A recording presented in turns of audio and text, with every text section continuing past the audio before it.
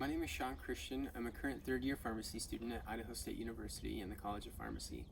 One of the reasons why I chose pharmacy is my brother is a pharmacist, and while I was doing my undergrad at Utah Valley University, he suggested that I get a job working in a pharmacy as a technician. I use this as an opportunity to, one, be able to get some experience in a pharmacy and then also be able to pay for my tuition. After working in a variety of pharmacies for about 3 to 4 years, I decided that it was a good fit for me.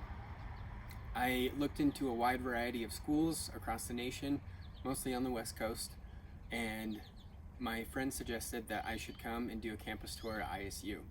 I came up one summer and was very impressed with the facilities, with the faculty, and what ISU stood for in producing a high-quality student.